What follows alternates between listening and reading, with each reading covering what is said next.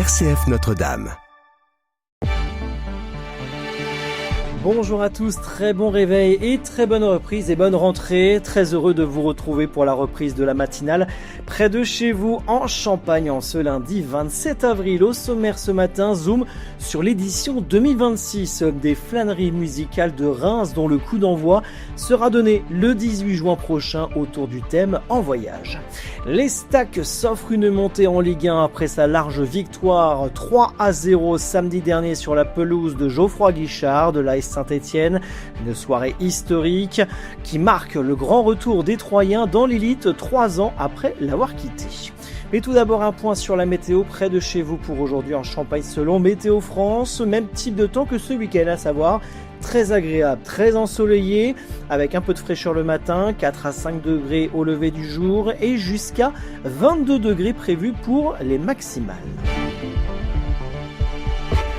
RCF Cœur de Champagne, le journal Christopher Fausten. Mais avant de développer ces titres, un hommage national sera rendu au caporal-chef Anicet Girardin, originaire de Reims et militaire du 132e régiment d'infanterie cynotechnique de Suippes. La cérémonie se tiendra ce mardi 28 avril au sein même de son régiment en présence des autorités civiles et militaires.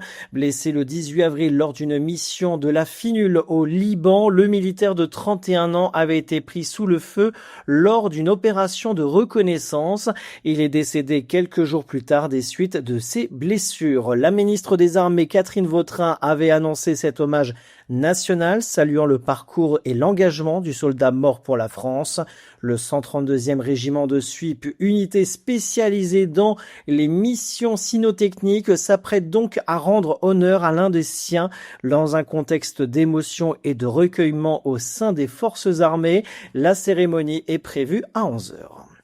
En 2025, l'économie montre des signes de ralentissement. Selon l'INSEE, l'activité recule légèrement dans l'industrie, notamment dans les matériels de transport et la métallurgie, tandis que l'agroalimentaire et les équipements électriques limitent la casse. Les services marchands, eux, tiennent bon, portés par la hausse des prix et le dynamisme du numérique. En revanche, le secteur de la construction souffre davantage avec un net recul, surtout dans le gros œuvre. Malgré ce contexte, l'emploi reste globalement stable pour 2026. Une légère amélioration est attendue, mais les perspectives demeurent incertaines, notamment dans le BTP et certaines branches industrielles. Au diocèse de Châlons, les chiffres des confirmations sont désormais connus pour la célébration du 23 mai à la cathédrale Saint-Étienne de Châlons-Champagne. 103 adultes recevront le sacrement auquel s'ajoutent 20 adultes confirmés aux côtés des jeunes. Du côté des plus jeunes, justement, ils seront une centaine à franchir cette étape importante de leur parcours de foi. Et puis à noter ce matin dans l'invité de la rédaction locale à 9h, le témoignage de Félicie et Mathéo, deux futurs confirmants de l'espace missionnaire du Vignoble. Ils reviennent sur leur baptême et leur cheminement jusqu'à ce grand rendez-vous du 23 mai prochain.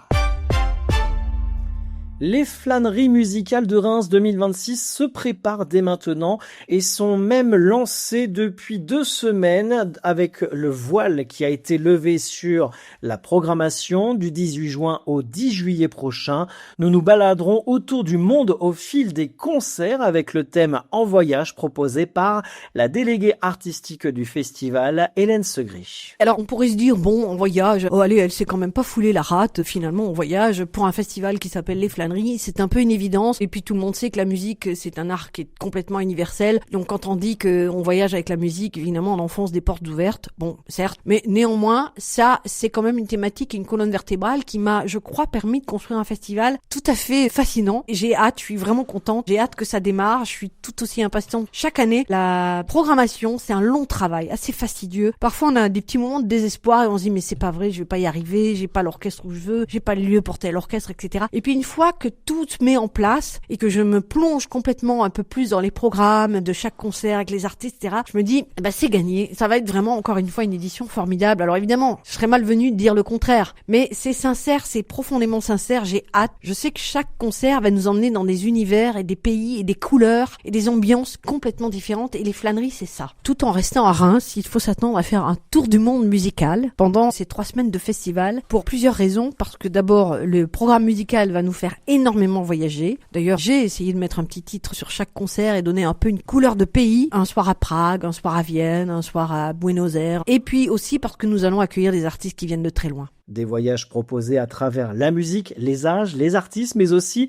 les lieux des concerts entre tradition et nouveauté. Hélène Segrich. Je crois que pour les habitués du festival, c'est important de ne pas trop tout bouleverser. Donc on a des lieux qui sont des ports d'attache, voilà, des incontournables. La basilique Saint-Remy, on va au théâtre du Manège, on va dans cette petite église chapelle Saint-Joseph magnifique, on va dans l'église de Champigny Saint-Théodulphe, qui est un pied joyau auquel je ne renoncerai pour rien au monde. Mais cette année, on va aussi à Cormontreuil dans la nouvelle salle, VO2, et on va à la Comédie pour un concert symphonique, donc ça c'est un peu une nouveauté. L'Orchestre du Palais Royal, je vous invite vraiment à venir. Et puis il y a aussi une variété au niveau des plateaux artistiques, c'est-à-dire qu'on a toujours cette journée jeunes talents quand on reconduit parce que ça a très très bien marché et que j'ai envie de donner la place aux jeunes. On a les lauréats des prix des flâneries qui vont monter sur scène cette année avec nous, donc ça c'est très important pour eux, c'est une nouveauté. On remet en place les balades musicales, c'est-à-dire un peu de musique sur différentes places de Reims. On va au tennis club. Voilà, il y a tout un tas de choses. Il y a là à nouveau une conférence de Christian Merlin qui est un rendez-vous à ne pas manquer. C'est varié, c'est dense, c'est le propre même pour moi d'un festival, c'est de se dire, mais voilà, pendant 3 semaines, j'ai envie de vivre ça avec ces artistes, avec mes amis, que je sois mélomane ou non. Et puis surtout, je le répète chaque année, moi, ce qui me guide, c'est partager mon amour de la musique. Et rien ne me rend plus heureuse que de voir le public sortir heureux des concerts.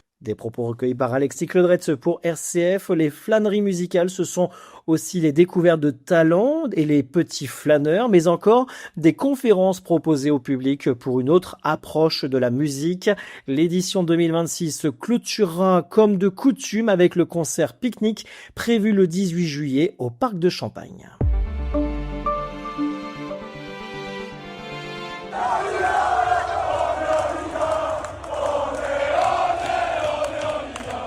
L'Estac est officiellement promu en Ligue 1 après sa large victoire 3-0 samedi dernier sur la pelouse de l'AS Saint-Étienne samedi soir au stade Geoffroy-Guichard. Une montée qui a des allures de revanche pour les Troyens. Il y a 2 ans à peine, le club passait tout près d'une relégation en national, finalement évité sur tapis vert après la rétrogradation administrative des Girondins de Bordeaux. Depuis, l'Estac a patiemment reconstruit son parcours, une saison 2024-2025 dans le ventre mou de la Ligue 2, avant un exercice 2025-2026 exceptionnel conclu par ce retour dans l'élite, 3 ans après l'avoir quitté. Réaction de l'entraîneur troyen Stéphane Bumont. C'est la conclusion. En tout cas, même si la saison n'est pas terminée, il reste encore un coup de collier à donner pour, je pense, avoir ce qu'on mérite depuis le début de saison. C'est un match un peu fou, mais qui résume bien ce qu'on fait depuis le début. Très heureux parce que retour en Ligue 1 et parce que le faire malgré tout dans ces conditions, livrer ce match-là, ou en tout cas cette seconde période ici, dans ce stade,